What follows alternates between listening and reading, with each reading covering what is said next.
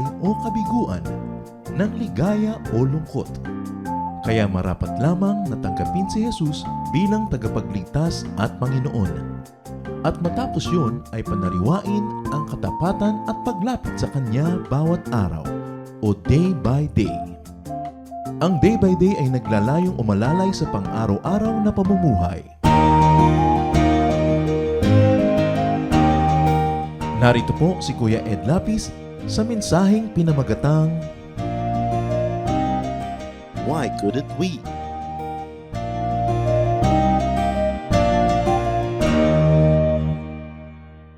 It is important for believers to understand faith and prayer. Mga salitang sobrang gasgas na nawala na o tumabang na ang kahulugan. Prayer must be guided by awareness of and motivated by obedience to God's will. Ang tunay na panalangin ay sumusunod sa kalooban ng Diyos at ito ay pinalalakas, inuudyukan ng Espiritu ng Diyos. 1 John 5:14, we are certain that God will hear our prayers when we ask for what pleases Him. Nakakatiyak tayong tatanggapin natin ang ating ipinagdarasal kung hinihingi natin ay ayon sa kalooban ng Diyos. When we pray according to His will, He hears us. The question is, what pleases God? What is the will of God? Who gets to know the particular will of God in a particular situation? How is God's will known so that one could pray accordingly? Mahalagang tanong. Ano nga ba talaga ay kinalulugod ng Diyos?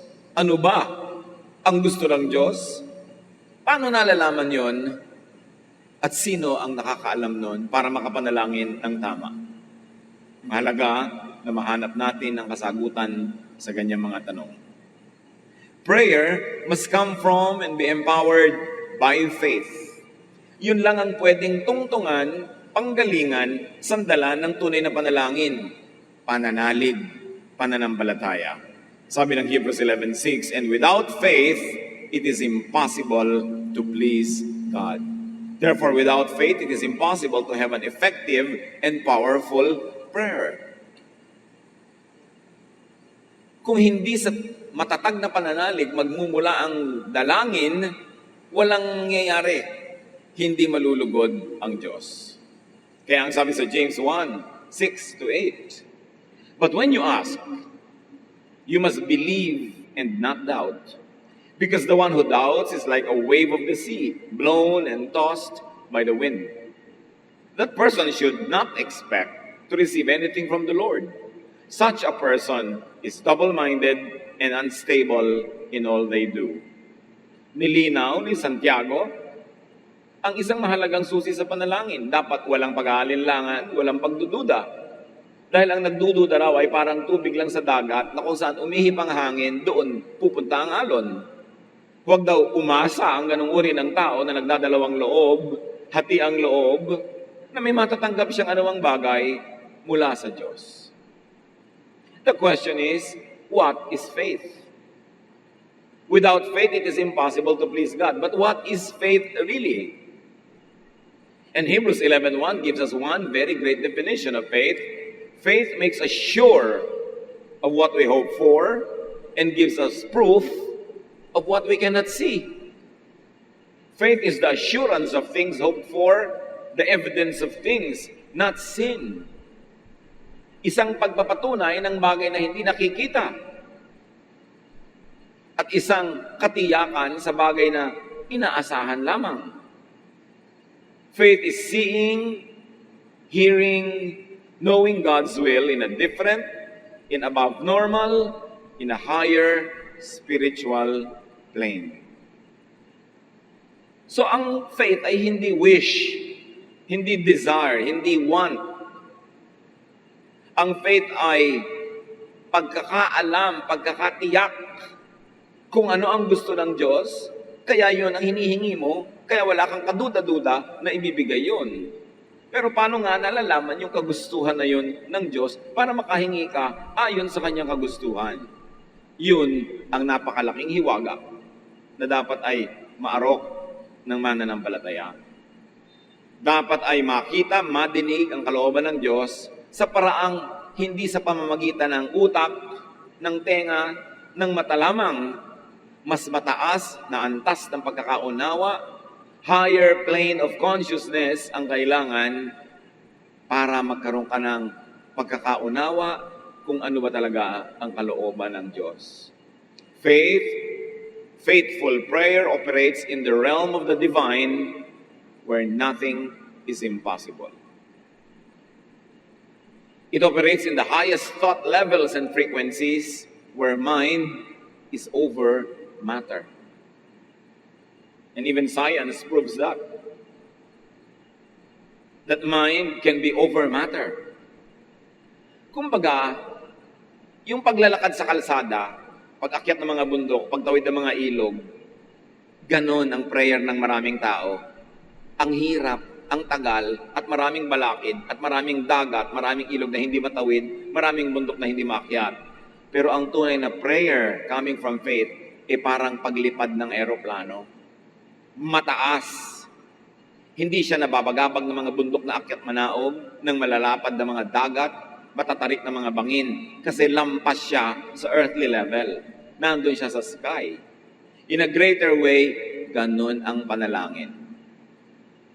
Yung wish, yung desire, yung plan, yung want, parang paglalakad sa lupa, pagtawid sa dagat, paglangoy sa ilog.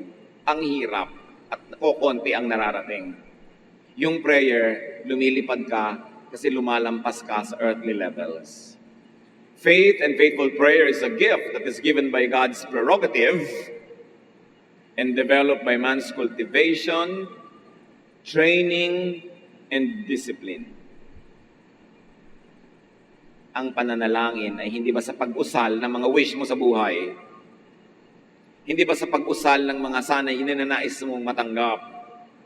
Ang tunay na panalangin ay nililinang, pinagsasanayan, at ito ay umuunlad sa disiplina ng pagpanalangin, pag-iisip, pananalig, at pagkaunawa sa Diyos.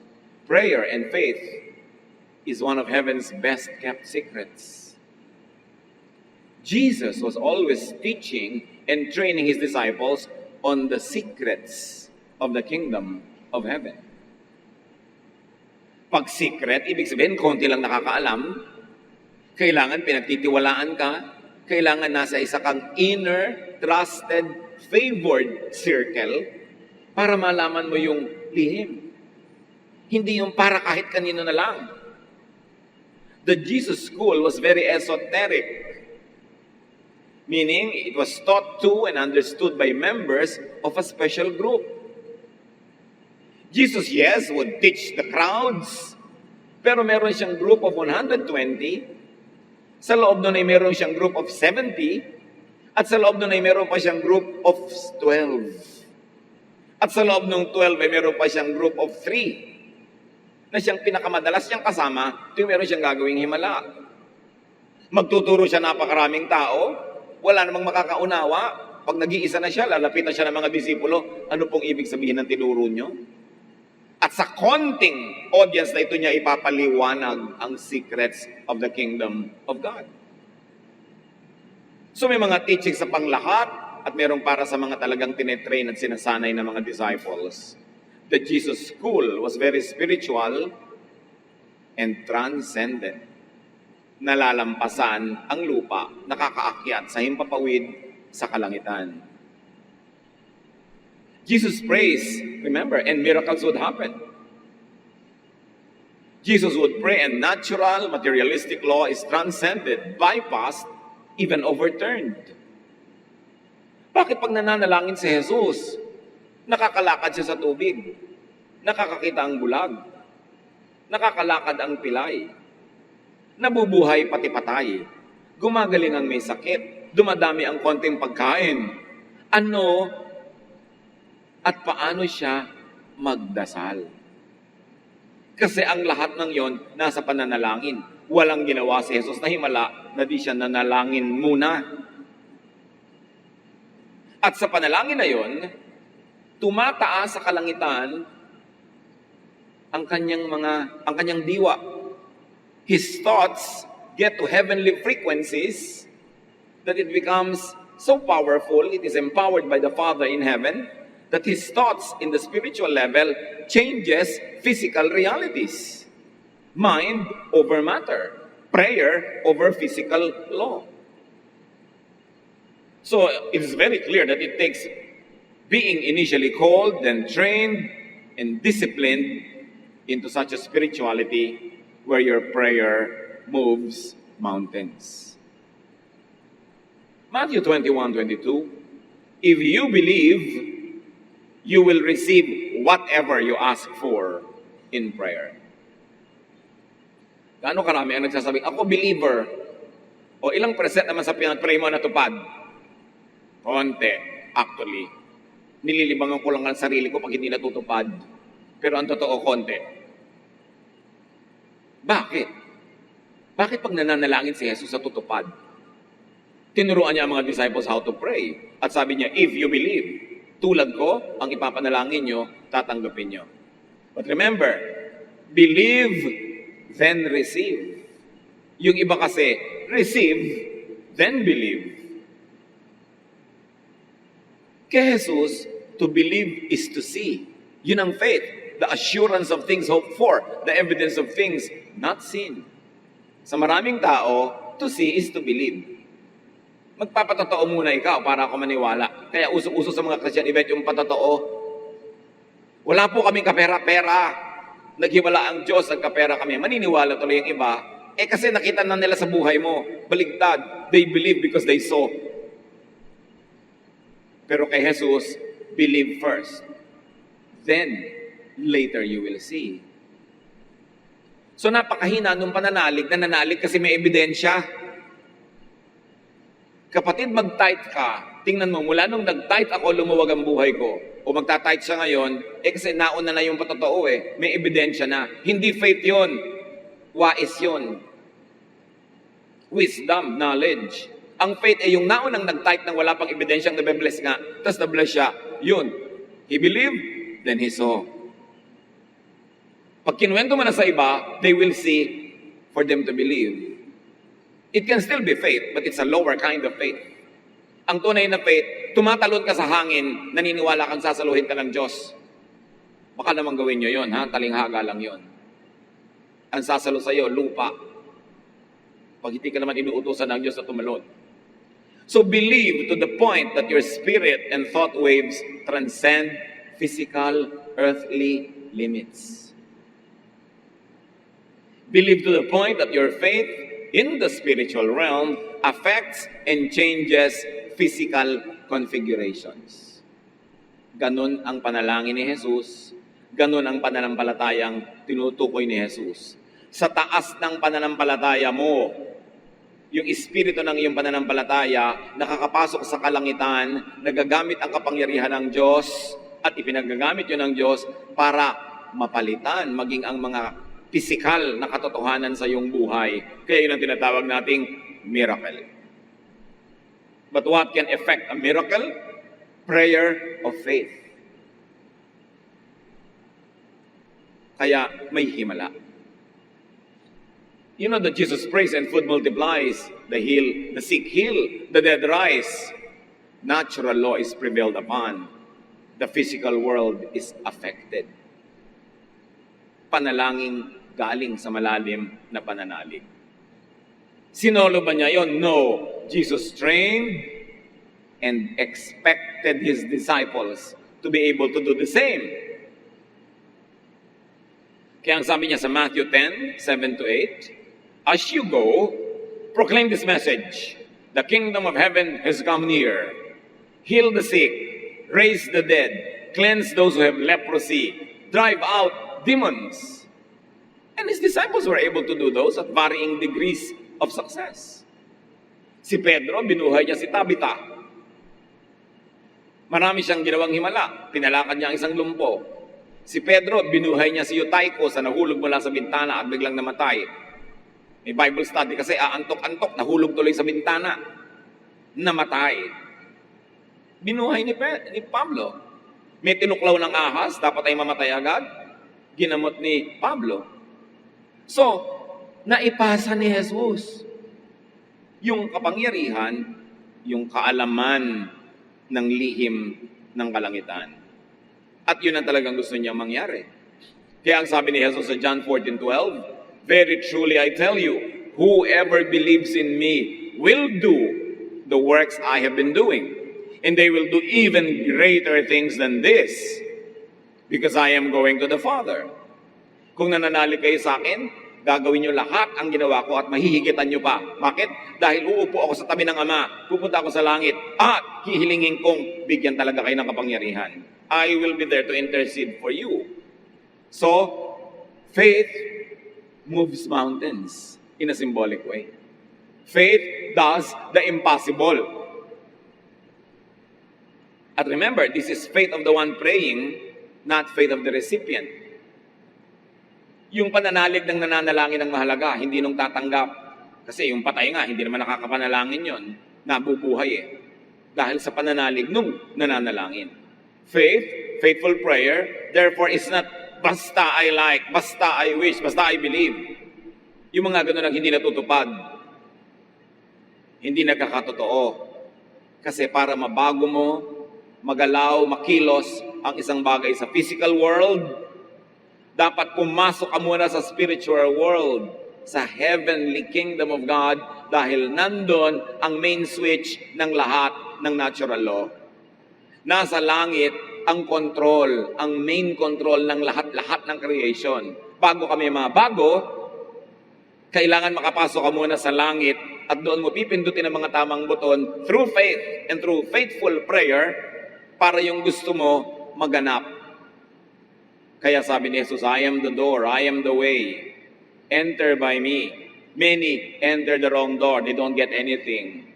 Follow the narrow way that leads to me. I am the way, I am the truth, I am the life. I am going to the Father and intercede for you.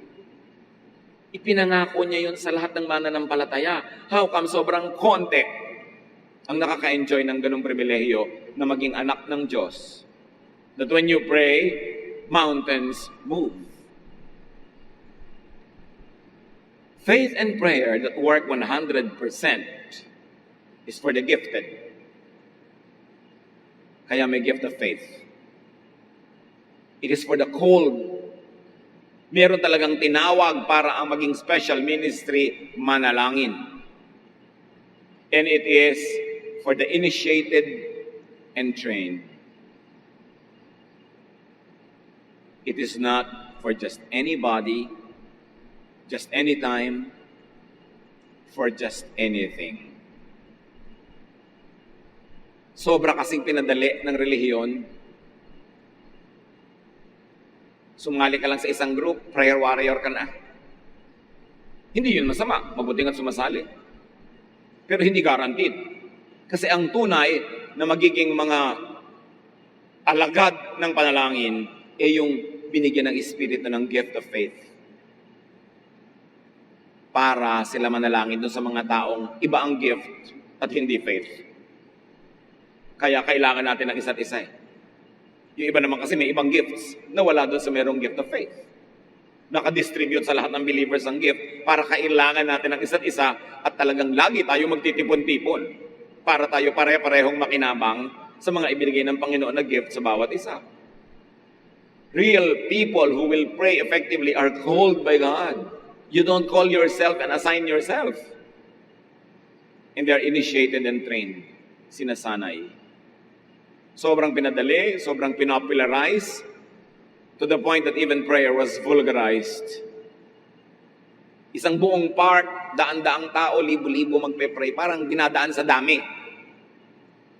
Kahit kailan, hindi nag-organize si Jesus ng prayer rally. Lahat kayo pupunta sa Luneta, magpe-pray tayo. Walang inorganize si Jesus na ganun. Mag-isa lang siya nagpe-pray, o dalawa lang, o tatlo. Kasi sabi niya, when 2 or 3 are gathered in my name, I am there. Ibig sabihin, the power will be there. Hindi kailangan libo-libo. Kaya naman na-exploit masyado ng mga politician yung mga prayer rally. Prayer kunwari, yung pala political. Lahat ng relihiyon, ginagamit yan, iba-iba tawag. Tatawagin yung mga relihiyoso, pero actually they are showing political muscle. They are showing the politicians that they have a voting power. Kunwari, prayer. Kasi ang talagang prayer sa New Testament, hindi dinaan sa dami. Dinaan sa lalim ng pananalig ng kahit isa o dalawang nananalangin. At hindi lahat ng nananalangin tumatalab. Kahit religious leader sila, kahit disciples. Mark 9:14 to 24. When they, meaning Jesus and his group, and the other disciples, when they came to the other disciples, they saw a large crowd around them, and the teachers of the law arguing with them. What are you arguing with them about? Jesus asked. A man in the crowd answered, Teacher, I brought you my son, who is possessed by a spirit. I asked your disciples to drive out the spirit, but they could not. Sabi, anong pinagtatalunan nyo? Dinala ko po sana sa inyo yung anak ko na inaalihan ng masamang espiritu, pero walang magawa ang inyong mga disciples. Hindi nila mapaalis ang espiritu. Verse 19, You unbelieving generation. You see, unbelief. Jesus replied, How long shall I stay with you? How long shall I put up with you? Unbelief disturbs Jesus. Unbelief annoys Jesus. Sabi niya, gaano ko pa kayo katagal pagkitsaga ang kasama? Mga hindi naman kayo nananalig. Bring the boy to me, Jesus says. Verse 20, So they brought him. When the spirit saw Jesus, it immediately threw the boy into a convulsion. He fell to the ground and rolled around, foaming at the mouth. Jesus asked the boy's father, How long has he been like this? From childhood, he answered. It has often thrown him into fire or water to kill him.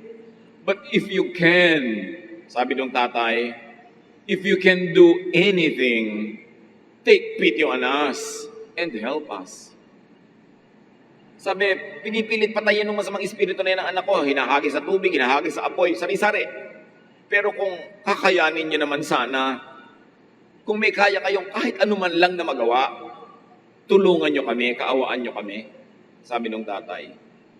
Lalo namang tumaas ang boses ng Panginoon. Verse 23, If you can, said Jesus, everything is possible for one who believes. Immediately the boy's father exclaimed, I do believe. Help me overcome my unbelief. Nakita niyo yung paradox, yung kabalintunaan ng katotohanan na totoo sa maraming believers. Sabi ni Jesus, kung kaya ko, itinatanong mo kung kaya ko, lahat ng bagay ay posible kahit kanino, hindi lang sa akin, na naniniwala. Kaya napasigaw yung tatay, naniniwala po ako, tulungan niyo po akong madaig ang kakulangan ko ng paniniwala. Nakita nyo, ganun ang mga believer, naniniwala pero hindi naniniwala. Hindi malaman, naniniwala nga ba ko o hindi? Mini, mo, maipag-pray na lang para kung ano man, baka batsambahan. Yun na maraming prayer. Kaya walang nangyayari. Sabi, huwag kayong umasang mayroon kayong makukuha sa Diyos na nagdadalawang loob kayo. Ano kaya? Ipanalangin na rin natin, baka sakali.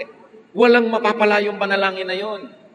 Kasi ang tunay na panalangin may mapapala. Galing sa langit yung ideya. Ito ang gusto ng Diyos. Gifted ka to receive it, to understand it, and you are trained to pray powerfully. Then you pray according to that will. God hears it, it will happen. At kung trained ka to know God's will, kahit may nagpapapray sa'yo ng isang bagay, may conviction ka, hindi yun ang God's will, hindi mo ipagpe-pray. Because you pray only according to conviction. Kaya kung minsan may pasyente, ipag-pray po natin na pahabain pa ng Diyos ang buhay ng tatay ko. Tinitingnan mo naman, 127 years old na siya. Diba? Talagang wala nang natira sa katawan niya. Ipapadalangin ko ba talagang habaan pa ang buhay? Natuloy mo sa mga anak. Gusto niyo ba talagang yun na ipag-pray? Sa palagay niyo, yun ang kalooban ng Diyos? Hindi ka pray ng pray na lang. Kasi yung iba, ang wish nila, ginagawa nilang prayer, wish pala. Ano ang will of God? Okay, gusto ko maging mayaman, gusto ko maging presidente ng kumpanya, gusto kong umasenso, maging sikat. Gusto mo yun. Pero yung ba ang will ng God for you? Yun muna ang usisain mo. Ito kaya ang will ng Diyos para sa akin. Yun ang uunahin ko. Ano ang will ng God? Half believing is half unbelieving. So yung tao, he believes in his mind, but he is not trained to believe to the point that his thought transcends physical limits. Iyon ang paniniwalang hindi paniniwala. Yun ang paniniwalang kalahati. At ang paniniwalang kalahati ay hindi paniniwala. Yun ay pag-aalinlangan. Kaya you see, may training kailangan eh. Wala matrain yung faith mo. Mark 9:25 to 29. When Jesus saw that a crowd was running to the scene, pagpapatuloy ng kwento, he rebuked the impure spirit. You deaf and mute spirit, he said, I command you, come out of him and never enter him again. The spirit shrieked, convulsed him violently, and came out. Nagdrama pa yung espiritu bago umalis. The boy looked so much like a corpse that many said, he's dead. But Jesus took him by the hand and lifted him to his feet, and he stood. Nung umalis yung espiritu, malang bangkay na yung bata. Kaya akala ng mga tao patay na. Pero hinawakan ni Jesus ang kamay, inangat, inalalayang tumayo, at tumayo naman ang batang ito. Verse 28, after Jesus had gone indoors, his disciple asked him privately, why couldn't we drive it out? At yun ang ating title, why couldn't we? He replied, this kind can come out only by prayer. Ayun na naman, prayer. Sabi ng mga disipulo, bakit kung ano na lang ginawa namin, hindi namin napalayas yung espiritu na yan? Hindi namin makaya. Sabi ni Lord, yung ganyan mga kaso, panalangin lang ang sagot. Ang tanong, anong panalangin yun? Itinuro niya sa mga disciples ang panalangin na yon. Itinuro ng mga disciples yun sa naging mga disciples nila, but that was lost in history. Because the church later on discouraged sign gifts. The people who wanted to control the church, who were not gifted with such powers, suppressed that kind of practice para makontrol nila ang church. Pero balikan natin ang mga disciples. The disciples themselves could not drive out the spirit, and Jesus reveals the secret only by prayer. Jesus knew how to pray, the prayer that works. Yun ang mahalaga ha, the prayer that works. Hindi lang basta prayer. His disciples did not fully know, at least at that time. How much more other believers who indiscriminately use faith? Gagaling ako kahit hindi ako magpagamot. Talaga?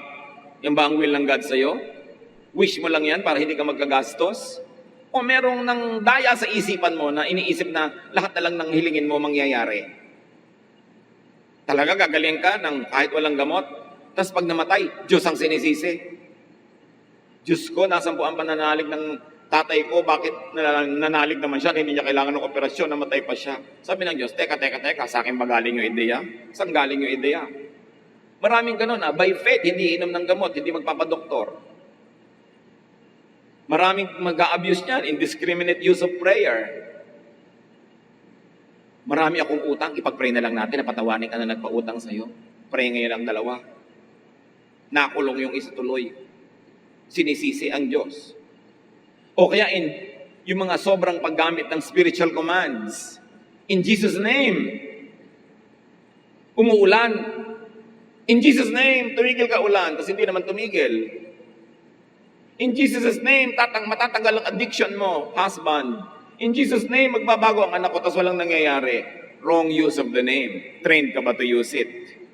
Alam mo ba ang kahulugan pag sinasabi ng mga disciples ng araw yung in Jesus' name? Ngayon, 2,000 years later, gagamitin mo lang ng ganun lang na hindi mo naman nauunawa yung training na dinaanan nila, yung pag-unawa, yung understanding na itinuro sa kanila ni Jesus para magamit nila yung name.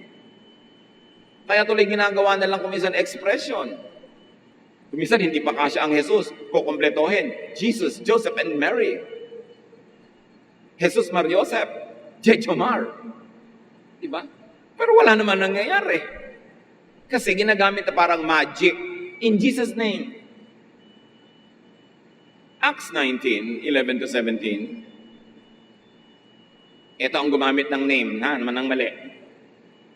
God did extraordinary miracles through Paul. Some Jews who went around driving out evil spirits tried to invoke the name of the Lord Jesus over those who were demon-possessed. They would say, in the name of Jesus, whom Paul preaches, I command you to come out. Si Pablo, nagamit ang Panginoon na napakamakapangyarihan, na pagka tinatawag ni Jesus, ni Pablo ang pangalan ng Panginoon, nagpapalaya siya ng masasamang espiritu, sumusunod yung mga demonyo, umaalis. May mga gaya-gaya.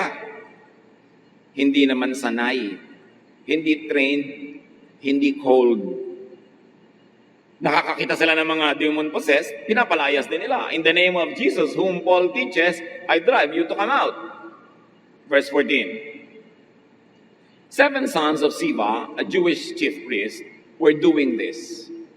One day, the evil spirit answered them, Jesus I know, and Paul I know about, but who are you? Then the man who had the evil spirit jumped on them and overpowered them all. He gave them such a beating that they ran out of the house naked and bleeding. 7 magkakapatid na lalaki, ginaya si Paul. Nagpapalaya sa masasamang espiritu using the name of Jesus. Sabi ng spirit, teka. Si Jesus, kilala ko. Si Pablo, nabalitaan ko na rin yan. Kayo, sino naman kayo? Anong karapatan ninyo na gamitin yung pangalan na yan? Bigla silang dinamba, dinaluhong, sinunggaban, at sila'y binugbog na sa sobrang pagkakabugbog nila, hubot-hubad silang magkakapatid na tumakbo palabas ng bahay. Yun ang napala nila, in Jesus' name. Hindi basta-basta ginagamit yun nang hindi mo naintindihan. Verse 17. When this became known to the Jews and Greeks living in Ephesus, they were all seized with fear. And the name of the Lord Jesus was held in high honor. Ibig sabihin, hindi na lang basta-basta inuusal. Remember the commandment? You shall not misuse the name of the Lord your God. So hindi basta-basta ginagamit na parang magic formula. In Jesus' name, tumigil ka ulan o bagyo. May nakita na akong ganyan. Pastor, anniversary ng church, tag-ulan, tag-bagyo. Naglagay sila ng tolda sa ibabaw ng isang outdoors entablado. At sa kalagitnaan ng programa, umulan, bumuhos ang napakalakas na ulan. Ang pastor ay buong kapangahasan na tumayo sa taas. At sinabi niya, sa ngalan ng Panginoong Hesus, sinuutosan kita, ulan, tumigil ka! Biglang nalagot yung tolda sa kapal ng tubig na naipon, nalaglag sa pobreng pastor ang tolda, natabunan siya at para siyang dagang nagtatatakbo sa ilalim na hindi makalabas. Napahiya ba ang pangalan ng Panginoon? O yung buong kapangahasan na nag-utos na hindi naman sinabi ng Diyos na utusan mo ang ulan na tumigil? Maraming ganon. Akala basta ginamit mo yung pangalan ni Jesus, matutupad. Remember, when we ask according to God's will, He hears us. Gagawa ka ng anibersaryo ng tag-ulan, kung ayaw mo ng ulan, ilipat mo na lang ng tag-araw. Kesa utusan mo yung ulan na tumigil, tag-ulan naman talaga. God's will na umulan kasi tag-ulan. Meron pang ikakasal. Tag-ulan. Ipinipilit garden. Iha garden wedding. Ano bang trahe de boda mo? Kapote? Hindi po. Anong sapatos mo? Bota? Hindi po. Di dapat sa loob. Tag-ulan Ipanalangin po natin na huwag umulan. Bilang ko kami po, hindi ako nanalangin. Bakit ko idadalangin huwag umulan? Tag-ulan. Samantala, ang dali-dali naman niya schedule yung kasal niya nang hindi tag-ulan o ilipat niya sa loob. One day before the kasalan, text sa lahat yung pag-pray natin na tumigil ang ulan. Hindi ako talaga nagpe-pray.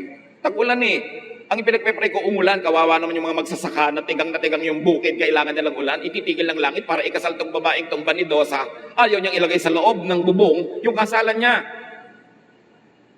Kinabukasan, umuulan pa rin. Mamayang hapon na ang kasal, ayaw pa rin niyang ilipat sa loob. Ayaw. Pray pa rin. Sa loob ko, bahala ka. Isang oras bago ikasal, ayaw pa rin. Nung kasalan na, ipinalipat tuloy. Ang gulo-gulo tuloy na naging kasalan. Huling oras na nung inilipat, hindi handa yung hall. O ano nangyari sa prayer? Wala. So kung medyo mahina ang pananalig, tatalikod na yun, sasamba na lang sa baso, sa plato, dahil ayaw, hindi dininig ng Diyos ang dasal niya. Pero galing ba sa langit? God's will ba na tumigil ang ulan pag tag-ulan? Ang dami-daming misguided patient. In Jesus' name, pagalingin ang pasyente. Hindi naman laging will ng Diyos na gumaling ang pasyente. Dahil kung gumagaling ang lahat ng pasyente, edi wala nang magtutuda is game. In Jesus' name, magbago ka anak o asawa. Talaga ba? O dapat ikaw yung magbago? Ano ba talaga ang will ng Diyos? Marami ipinapasubo, ipinapahiya ang Diyos. Sabi ng Exodus 20 verse 7, "You shall not misuse the name of the Lord your God. You shall not use the name of God in vain." The genuine Old Testament prophets and Jesus' true disciples were instructed, trained, initiated into spirituality, into spiritual ways and methods. Merong school of prophets. Hindi yung inutusan ka lang bumili ng suka, naging prophet ka na. Wala ka lang masalihan, sumali ka sa prayer warrior ka na. Hindi laging ganun yun kadali. 1 Corinthians 14:32, "The spirit of prophets are subject to the control of prophets." Kayo mga iba, maraming mga Christian, aarkila ng sinihan sa mall para mag-worship. Ang usapan, 12 aalis kayo sa sinihan kasi magkakaroon na ng sine.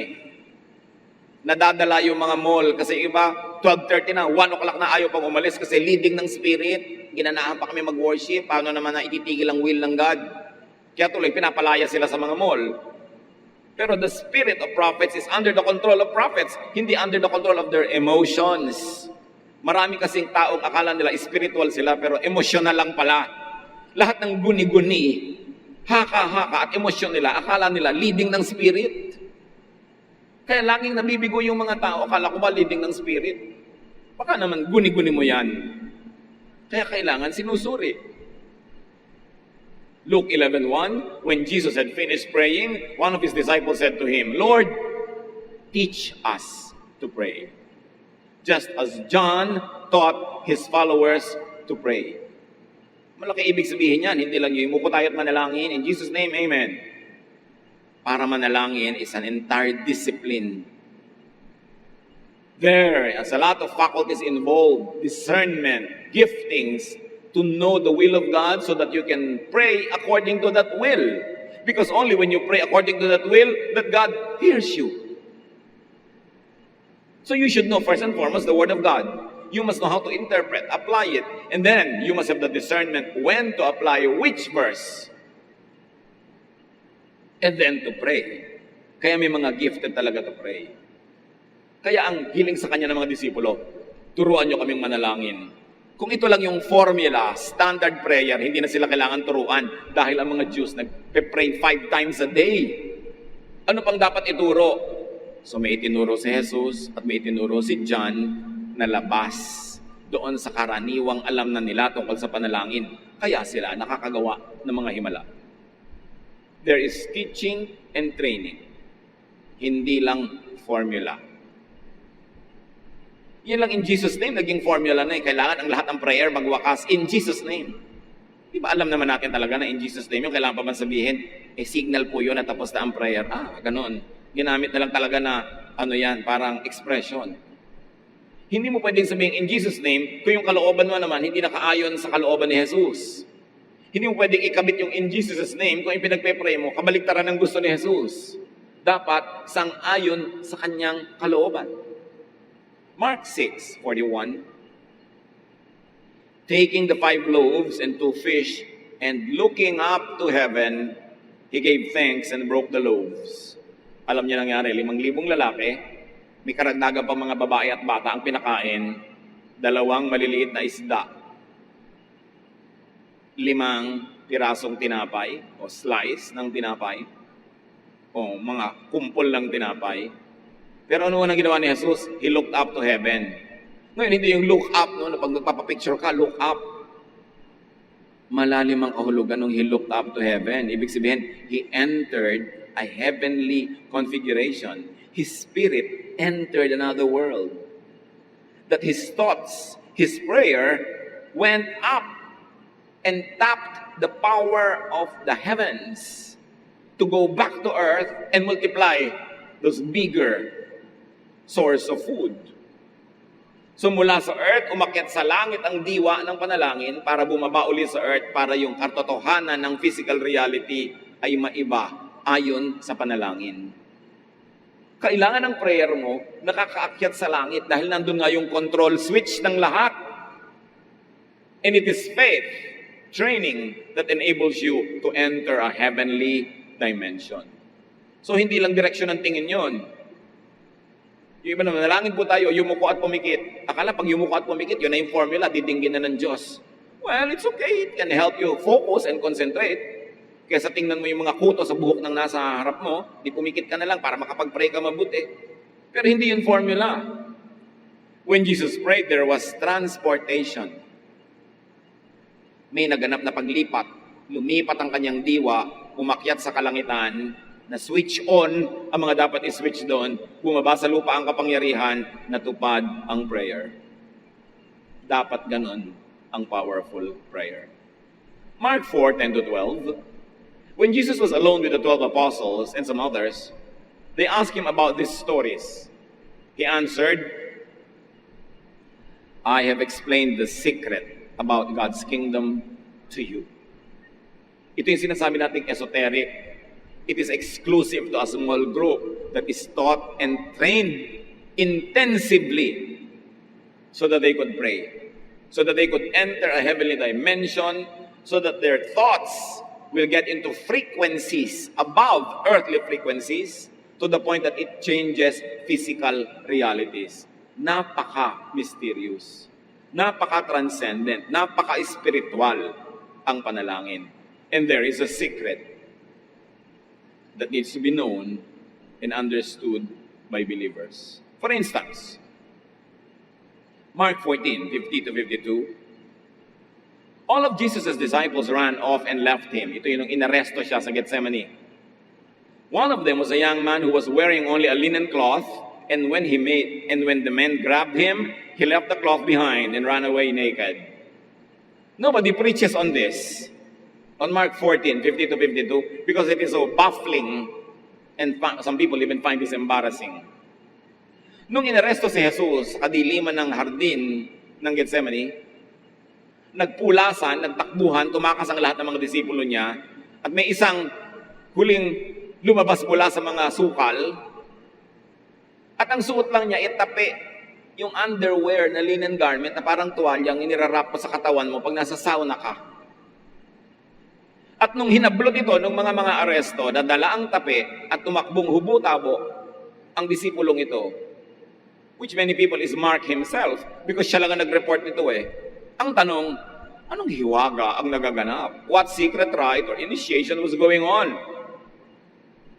Bakit sa Gethsemane ay wala siyang damit?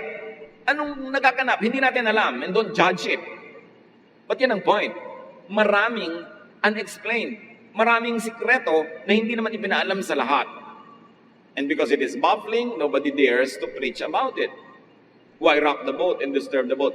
But this is part of the whole Jesus mystique. It is part of the whole Jesus arrangement that there are things that were unknown to outsiders, that only the initiated, the trained got to know. But his disciples taught these things to their successors, to the disciples after them.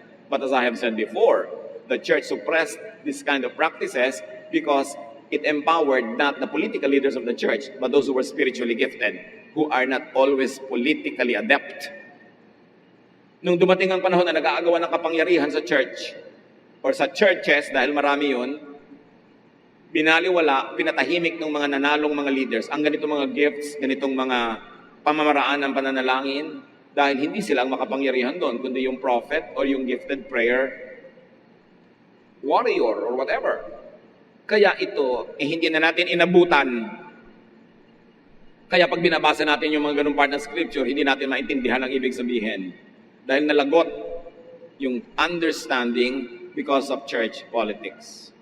Pero sabi ni James 5:16-18, the prayer of a righteous person is powerful and effective. Elijah was a human being, even as we are. He prayed earnestly that it would not rain, and it did not rain on the land for 3.5 years. Again he prayed, and the heavens gave rain, and the earth produced its crops. Sabi niya, si Elias, tao lang na tulad natin. Pero nung nalangin siya na huwag umulan, 3.5 taon na hindi umulan, nagkaroon ng tagtuyot.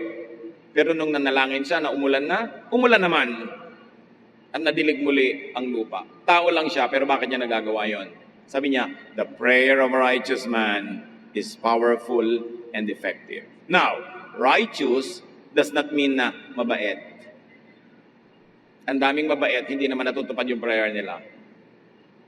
Although kabaitan is part of righteousness, but righteous here could mean called and trained rightly in spirituality. Gifted to be in a spiritual sync with heaven. Parehong wavelength ang isip niya sa isip ng langit. Trained siya para mag-isip ng ganon. Righteous could mean someone who knows intuitively how to pray and move through prayer to high spiritual dimensions where mind is over matter, where nothing is impossible, where prayer can move or condense clouds. Pag pinag-aralan niyo ang mga himala sa Biblia, laging mayroong prayer behind it.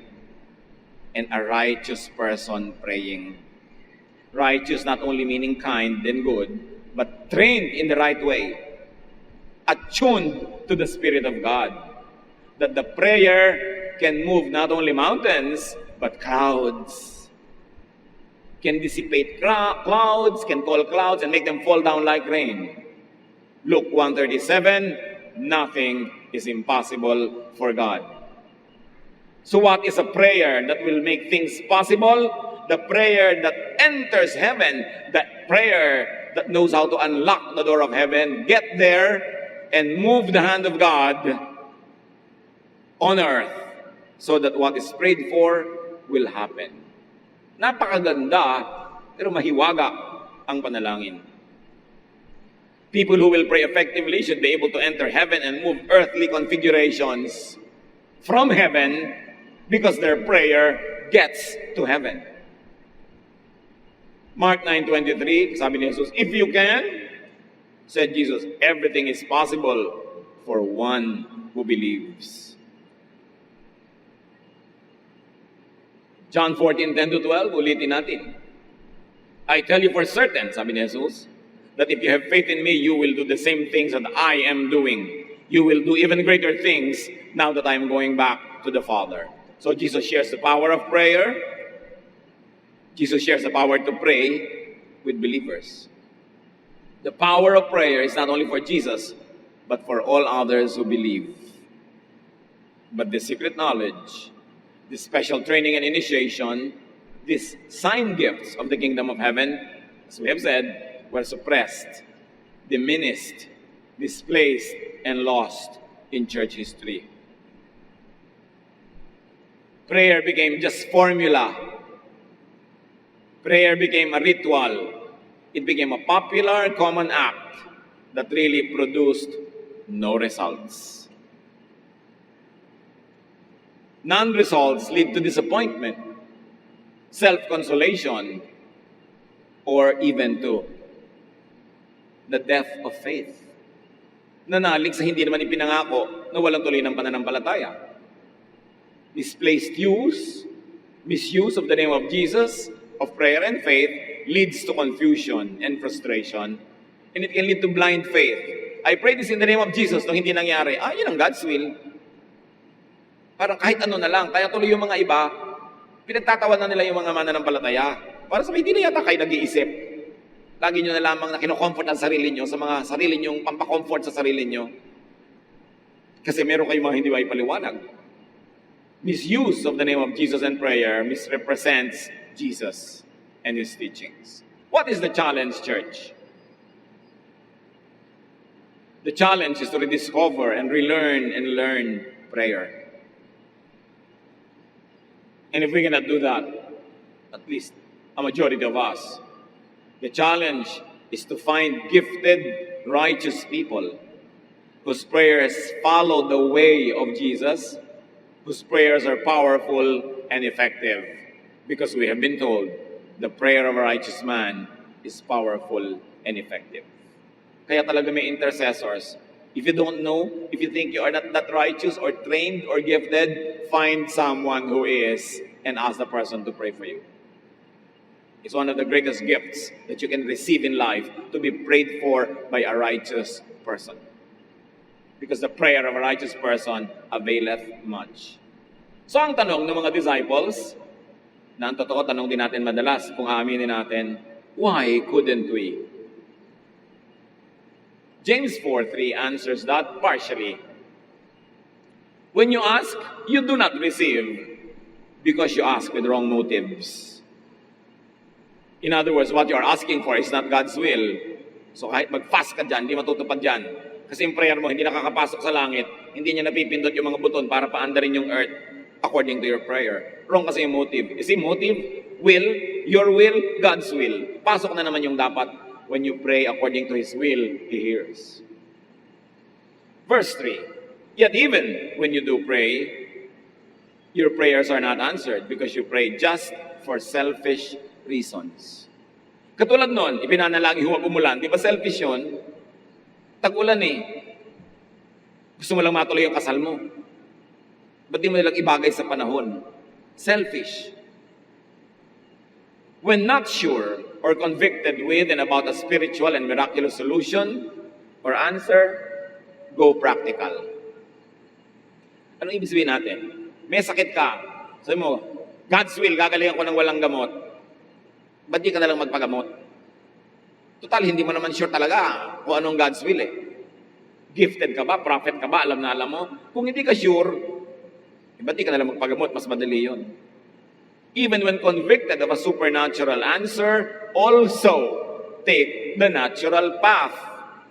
Do what is usual and reasonable. Why ask for a miracle? Inom ka lang na isang tableta, matatagal yung headache mo. Bakit kailangan pa ng miracle? 1 Corinthians 14:15. So what shall I do?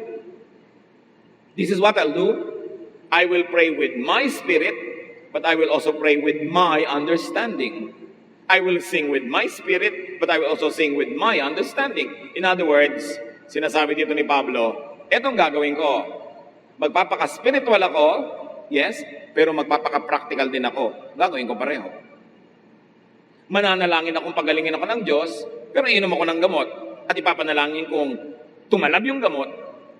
Bigyan nyo ng Diyos ng kapangyarihan. Hindi ako inom ng gamot. God's will, nagagaling ako, tapos biglang namatay. Paano? Anong paliwanag? Ang paliwanag ay, hindi ka nagpe-pray according to God's will. Guni-guni mo lang. And sometimes it has disastrous, even fatal results. And the unkindest cut of all, baka maging resulta, magtampo ka pa sa Diyos, magalit sa iyo ang Diyos, pagtawad na ng mga kamag-anak mo yung Diyos, hindi naman yun ang pinapagawa sa iyo ng Diyos, guni-guni mo lang. So do not abandon reason or logic in the name of faith. Hindi ko mo, meron kang faith, hindi ka na mag-iisip. Tatalikuran mo na ang katalinuhan.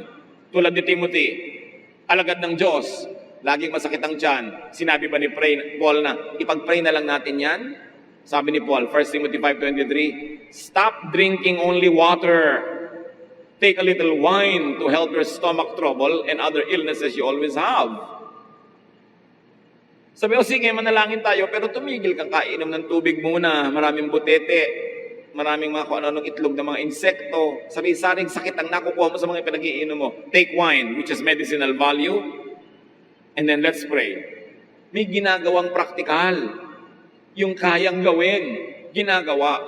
Therefore, kung may sakit, manalangin at mag-medicate. Do not just wish your illness away in Jesus' name. Wala kang guarantee na yun ang kaparaanan ng langit para kapagalingin. Seek the prayerful help and intercession of a righteous person. The intercession of persons of great faith and training when your faith is weak.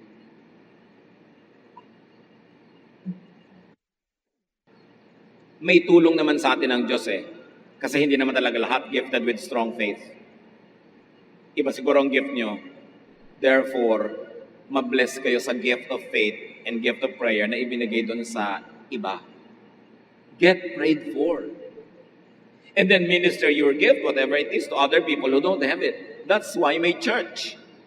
Para pag magkakasama tayo, nakukumpleto yung rekado. Pag mag-isa ka lang, hindi pwede. Kulang ka. Napakahalaga yun. Get prayed for. And then, of course, the great challenge is to search for more answers to questions raised by this message. Because not all answers could be given, understood, and approved in one sitting. Sobrang mataas, malawak at dakila ang topic na ito para magagap, maunawa ng buong buo sa minsanan lamang na paliwanagan. Kailangan laging pag-isipan, ipanalangin, pag-aralan. Keep searching. Ask Jesus to teach you what He taught the disciples, which church history denies present-day believers. Dahil nilagot nila yung tradisyon na yan, yung esoteric tradition. Nilagot nila yung mga bagay na may kinalaman sa mga kababalaghan at mga himala dahil gusto nilang solohin ang political power over the church. Dahil sabi naman ng Diyos sa Jeremiah 29:13, "You will seek me and find me when you seek me with all your heart." And Jesus says, Matthew 7:7-8, "Ask, and it will be given to you. Seek, and you will find. Knock, and the door will be opened to you. For everyone who asks receives. The one who seeks finds. And to the one who knocks, the door will be opened."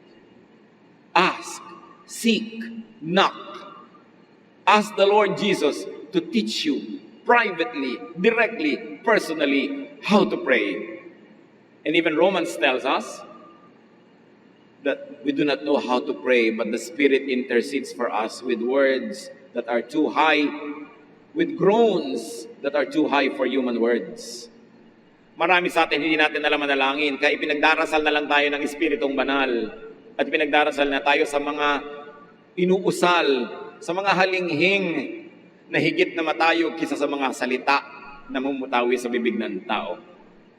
Our faith is a spiritual one, although it is also intellectual. But do not forget the spiritual side and just deal with what could be known by the senses. Jesus transcended all those, taught His disciples, and made miracles. And He wants all His believers and followers to have that kind of spirituality. Seek it. Huwag kayong makontento sa spirituality na walang power, sa prayer na walang bunga, sa relihiyon na habit na lang. Kailangan mayroong spiritual dimension. May kapangyarihan na darama at naipadarama sa iba. Nakikita natin at naipapakita natin sa iba because Jesus sits at the right hand of the Father interceding for us. Huwag tayong makontento sa habitual religion. Cultivate a very personal, powerful, spiritual relationship with God through Jesus.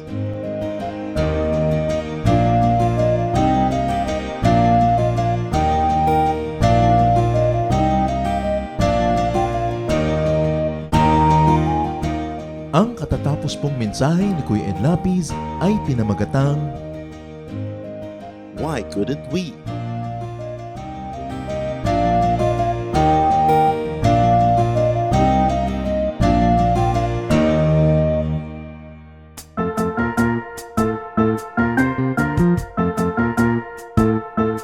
Oras na po para pansamantalang magpaalam ang programang Day by Day. Tayo po'y magsama-sama tuwing ika-6 hanggang ika-7 ng umaga, araw-araw. Magandang umaga po at mabuhay ang Panginoong Hesus!